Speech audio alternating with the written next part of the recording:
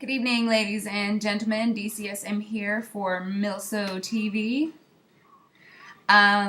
This week's vlog is going to be about deployments. It's something that everyone at some point or another has to go through as a military significant other, and they suck. Big time.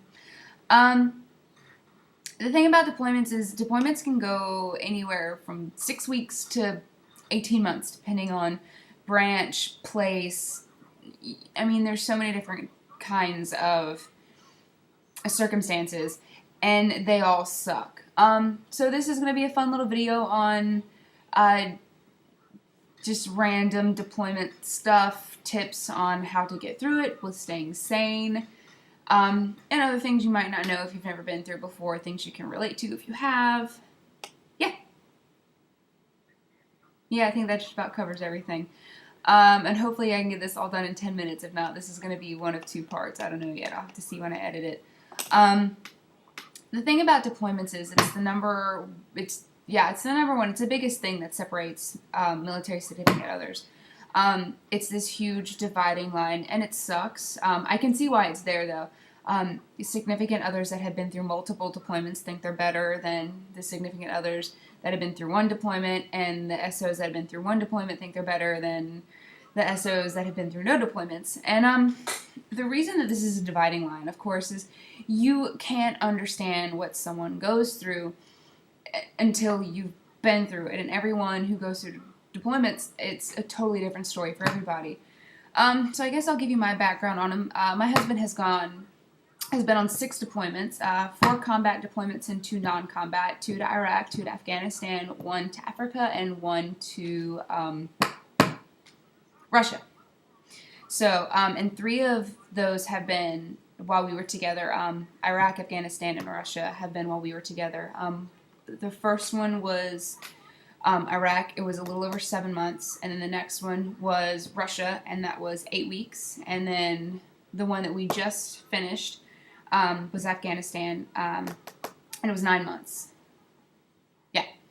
So that's, most of our relationship we've been apart, because along with deployments comes training. Most go to AP Hill and then to Camp Pendleton, and so with the whatever month your deployment is, you could probably add on 8 to 10 weeks of training. So, plus going to the field a couple times a week, all that fun stuff. Anyways, my biggest tip with that is, again, I get it. I understand it. I understand why women are that way. Because it sucks. Deployments suck. But my thing is, don't hold it against the SOs that have never been with their significant other for a deployment. I mean, that's retarded. SOs are there to support each other. I get that we don't all have to like each other. I don't like a lot of the SOs that I know because of our age difference. I mean, I'm 26 years old. I'm the oldest by about 5 years in our group. So I see things a lot differently than they do, but I'm not going to be mean to them. I'm not going to be rude. I'm not going to say that I'm better than they are. I'm there if they want advice from me. If not, then whatever. It's cool. And that's how SOs should be. We are a community that's binded by something similar. So those of us that have been through it should be there to offer advice. So anyways, I'm going off on a tangent. Deployments suck. There's, there's the 7 stages of grief or whatever. You kind of go through that with deployments. Obviously in the weeks prior to your significant other deploying, you're going to be lovey-dovey and cuddly, and of course you're probably also going to be angry that they're leaving, but and then when they leave, it's the day that they leave, you're sad, and then you go home, and then you cry for the next week, and then the next week you're going to get mad. Why did you leave me? Fuck you for wanting to do this, because 90% of the time I can guarantee you he wants to go. I don't understand it. That's why I'm not in the military. Whatever. I think my hubs is crazy because he is all moto about deployments. I hate it. Anyways, and then you get angry, and then you kind of accept that this is just how it is. The number one tip I can give you is that you have to understand and accept that everything is going to be okay, no matter what happens. I'm not saying that things are going to turn out how you want them to, but in the end, everything is going to be fine. Things will work out like they're supposed to work out. Either he'll come home perfectly fine, it'll be okay. He comes home injured, you work through it, it'll be okay. He doesn't come home, it sucks. I've been through that too. But eventually you will be okay. And you have to know that. You have to believe it with all of your heart that things will be okay no matter what happens. A couple different things that you can do. A lot of the wives go on like this health kick when their husband's deploying. That's good. It gives you something to focus on. A lot of women will set a goal weight like, oh, my husband's deploying. I want to get in shape for when he gets back, so I'm going to lose 20 pounds and start to eat better while he's gone. And that's great because that'll keep you focused on something. It'll get you going to the gym, get you out of the house. Don't sit around your house. Just trust me. Give yourself a week to be sad and to grieve and to cry.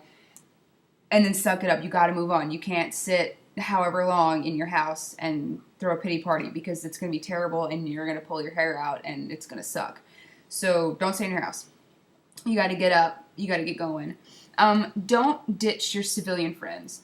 There's going to be times where you're going to want to go out and say fuck you to everything in the military. You're going to go out with like normal people that have normal jobs and do normal stuff that have nothing to do with deployments or camouflage or wars or politics. You're going to want to go out and have fun. So don't get rid of your civilian friends when you start to get deep into a military relationship. You're going to need them. They're not going to understand what you're going through. But again, you might not understand what they're going through, so it's fine. In my first video, I talked about my best friend, the only one that I can actually talk to about stuff like this. And our biggest rule is we never tell each other, I understand. Because it's impossible. Everyone goes through things differently. If you're watching this and you've been through the same exact deployments that I have, we still wouldn't understand each other because every person deals with things differently. I internalize a lot of my emotions. I don't talk to people. If I'm going to cry, I go sit in the bottom of my shower and do it in the middle of the night when my kid's asleep and all my friends are asleep and no one is here. Because that's just how I am. I'm that person. I enjoy being there for other people. I don't like other people seeing me at a weak point. And it's actually something I'm having to work on because I do that with my husband too and he hates it.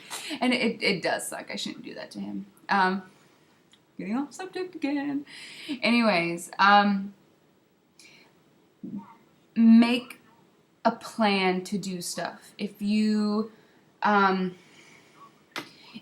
kids, make it a point to find mommy and me stuff to do. I'm going to find a group of moms and we're going to go to the park twice a week. Or we're going to do this, or I'm going to sign up with my kid to do mommy and me yoga or mommy and me arts and crafts. Something like that. If you don't have kids, find a new hobby. Go back to school. It's a great time to go to school, to focus on getting an education. If you don't have one, you need one.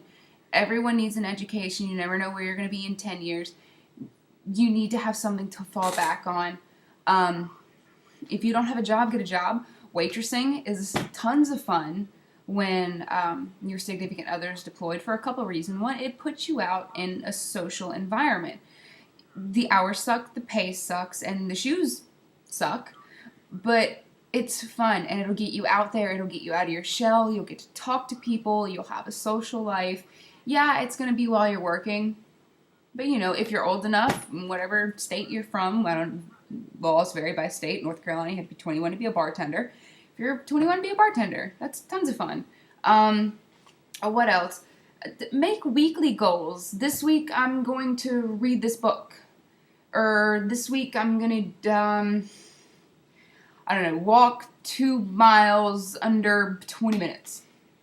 Little things like that keep you busy. They keep your mind off things. You don't want to sit around and focus on all the negative stuff. And I understand that's easier said than done. I do. Trust me. I get it. it's hard to sit there and say, okay, I'm not going to think about my boyfriend or my fiance or my husband and what they're doing. When's the last time he's eaten? When's the last time he showered? Is he hurt? Is he okay? You can't do that to yourself. That's pure torture. Don't do it. What else? Oh my God, get a journal. Barnes & Noble has the best journals. They've got nice thick paper. They're awesome. I've gotten a different one for every deployment. And even if you don't write letters, I was a huge letter writer. Like literally, my husband got a novel for every deployment. But even if you don't write letters, you need to keep a journal. A journal is a great outlet for yourself. Not only so you can get your emotions out, so you can see your emotions and visibly look at them, and it'll help you to figure them out, and it'll help you to deal with things. If you just sit down and start writing, maybe you're having a shitty day and you don't know why. If you sit down and start writing, you're going to figure out what's wrong, and then you can work to fix what's going on. Another thing, get a routine, get a schedule, get into the groove of something. Wake up in the morning and have a routine, do your thing. Maybe at night your routine is to take a hot bath with some tea and a good book. Maybe it's to jazzercise in your living room naked. I don't know.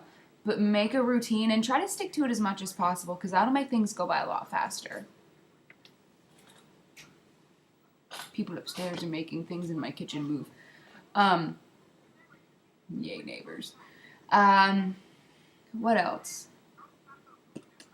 Oh, another thing. Hold on, I'm going to get some waffles.